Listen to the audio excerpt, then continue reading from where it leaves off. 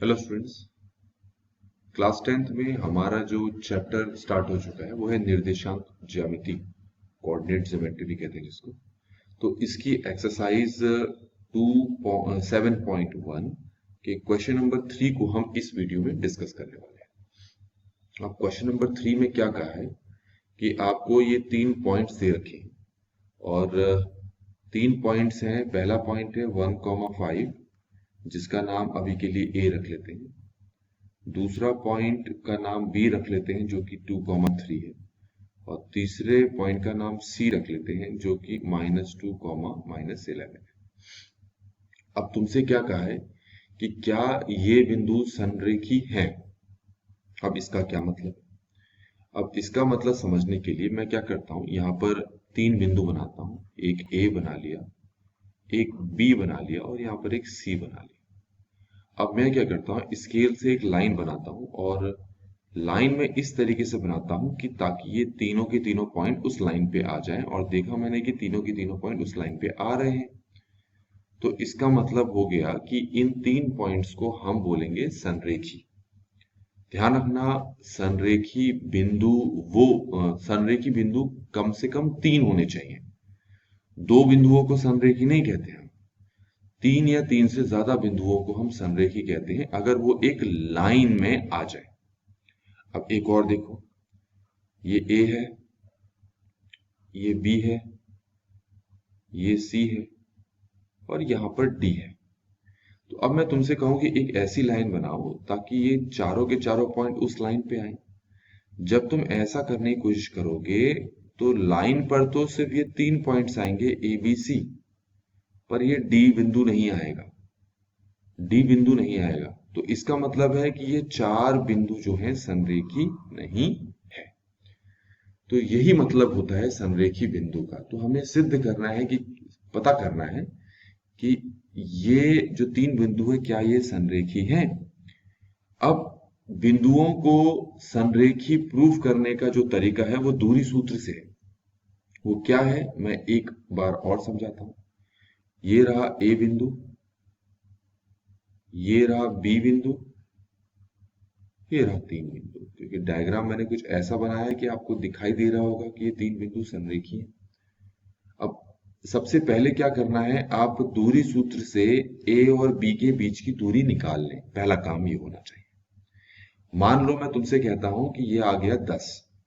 मैंने ए और बी के बीच की दूरी निकाली, ये 10 आ गई। फिर मैं क्या करूंगा कि बी और सी के बीच की दूरी निकालूंगा और मान लेते हैं ये आ गया 20। ये मैंने अपने हिसाब से कुछ भी ले लिया है, ये क्वेश्चन के अकॉर्डिंग नहीं है, अपने हिसाब से कुछ।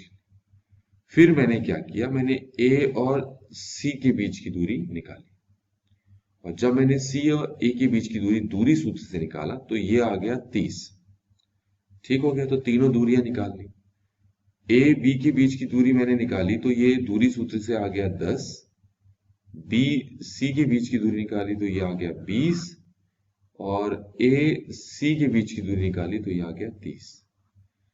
तो ए और बी के बीच की दूरी और बी और सी के बीच की दूरी को अगर हम जोड़ेंगे, मतलब इन दोनों को अगर हम जोड़ेंगे तो ये आता है 30, जो कि बराबर है ए और सी के बीच की दूरी की।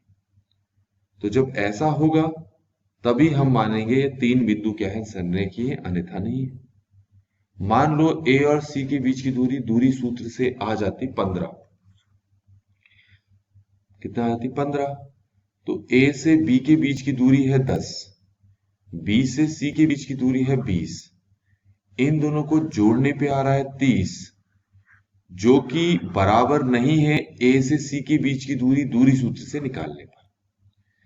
अब बेहतर और बेहतर समझना है तो हम क्या करते हैं, हम सीधे क्वेश्चंस को ही करना स्टार्ट करते हैं। तो आप सबसे पहले देखें ऊपर ए बिंदु क्या लिखा मैंने, ये रहा ए बिंदु और ये रहा बी बिंदु। इसके नीचे अभी के लिए मैं लिख लेता हूं x2 y2 और इसके नीचे लिख लेता हूं x1 y1, ताकि दूरी सूत्र लगाने में आसानी हो, डिस्टेंस फॉर्मूला लगाने में आसानी हो। तो हमारे पास हमने निकालना है ए और बी के बीच की दूरी, तो उनके बीच की दूरी को मैंने ए बी नाम दे दिया। और फॉर्मूला लगाना स्टार्ट करता हूं। फॉर्मूला हमारे पास है x2 माइनस x1 का whole square plus y2 minus y1 का होल स्क्वायर।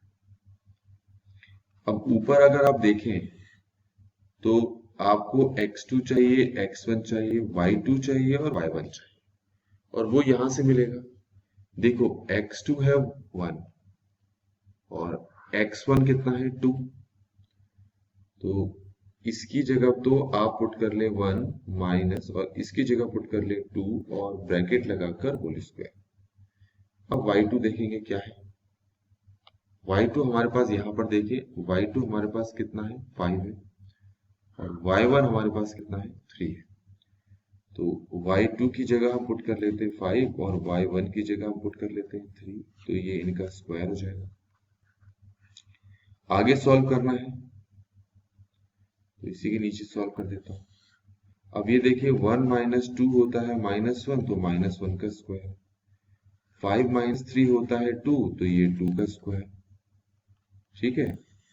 अब -1 का जो स्क्वायर होता है वो होता है 1 और 2 का जो स्क्वायर होता है वो होता है 4, और इन दोनों को जोड़ दे रहे हैं तो वो 5 आ गया। तो मैंने ए बी की वैल्यू निकाल दी, वो √5 आ गया। यहां तक समझ में आ गया। अब हम निकालेंगे बी सी। जरा ध्यान दें, ए बिंदु बी बिंदु के निर्देशांक है 2,3 और सी बिंदु जिसके निर्देशांक है -2, -11। एक बार मैं देख लूं, यही है -2, -11। ठीक है। अब क्योंकि मुझे इन दोनों के बीच की दूरी निकालनी है तो मैं इसको नाम देता हूं x2 y2 और इसको नाम देता हूं x1 y1। तो अब B और C के बीच की दूरी निकालनी है तो पहला काम तो आपका हमेशा यही रहेगा कि आप फॉर्मूला लगा दें, जो कि मैंने लगा दिया है यहाँ पर। और अब x2 कितना है आपको यहां से पता चलेगा। ठीक है। ये देखें x2 कितना है 2 और x1 कितना है -2। तो ये जो x2 है इसकी जगह पुट कर लेते हैं 2, ये जो माइनस है इसकी जगह माइनस, फिर x1 की जगह हो जाएगा -2 और ये ब्रैकेट का होल स्क्वायर। ये ठीक है। प्लस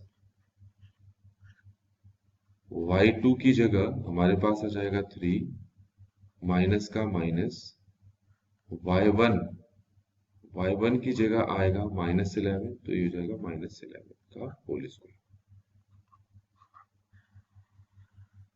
अब इसके बाद इसको सॉल्व कैसे करना है, तरीका सेम है। पहले तो देखो ये माइनस है और ये माइनस है, तो दो माइनस साथ साथ हो तो ये हो गया प्लस।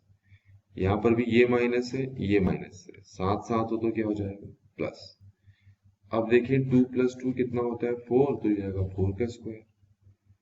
3 + 11 कितना हो गया 14, ये हो गया 14 का स्क्वायर। तो आगे सॉल्व करते हैं। 4 का स्क्वायर कितना हो गया 16 प्लस 14 का स्क्वायर हो गया 196। अब 116 + 196 होता है हमारे पास 212। ठीक है। अब हम निकालेंगे ए सी। आपके पास 3 बिंदु थे, ए यहां था, बी यहां पर था, सी यहां। तो सी के निर्देशांक -2, -11 और ए के निर्देशांक थे, जरा मैं यहाँ पर देख लेता हूँ एक बार, 1,5। तो ए के निर्देशांक थे 1,5। अब ए और सी के बीच की दूरी निकालनी है। इसको नाम देते हैं x2 y2, इसको नाम देते हैं x1 y1। तो यहाँ पर x2, और पहले तो फॉर्मूला लगा लेते हैं। फॉर्मूला हमारे पास कुछ इस तरीके से लगेगा, तो x2 माइनस x1 का whole square plus y2 minus y1 का होल स्क्वायर। अब सॉल्व करना है तो पहले काम क्या होगा, x2 की वैल्यू रखो, x2 1 है और x1 -2 है। तो x2 1 है माइनस और x1 है आपके पास -2 प्लस y2 हमारे पास कितना है देखेंगे, y2 हमारे पास 5 है, तो ये हो जाएगा 5 माइनस y1 हमारे पास कितना है देखेंगे, ये है -11, तो यहाँ लिखेंगे -11 स्क्वायर है अब ये माइनस माइनस तुम्हें 7 दिखाई दे रहे हैं, तो इसको हटा के सीधा प्लस डाल दो। माइनस माइनस 7 है, इसकी जगह प्लस डाल दो। 1 + 2 हो गया 3, ये 3 का स्क्वायर। 5 + 11 हो गया 16, तो ये 16 का स्क्वायर। एक बार चेक कर लेते हैं कोई गड़बड़ तो नहीं हो रही। ठीक है, अब 3 का स्क्वायर होता है 9 और 16 का स्क्वायर करें तो ये होता है 256। और अगर हम दोनों को जोड़ दें तो दोनों को जोड़ने पे हमारे पास आ गया ये 265। अब क्वेश्चन में बच्चों ये 3 बिंदु दे रखे हैं ना आपको, तो वैसे तो जब कभी क्वेश्चन में ऐसे 3 बिंदु दे रखे होंगे तो ए किसी को भी मान सकते हो, बी किसी को भी और सी किसी को भी, वो तुम्हारी मर्जी है। अब आप देखें कि आपके पास 3 दूरियां कौन कौन सी आई। एक तो √5 आई, एक 212 आई और एक 265 आई। तो तीनों बिंदुओं को संरेखी सिद्ध करने के लिए आपको तीनों बिंदुओं के बीच की दूरी निकालनी थी। क्या बताया था, मैं फिर से बता दूं, ये ए, ये बी, ये सी।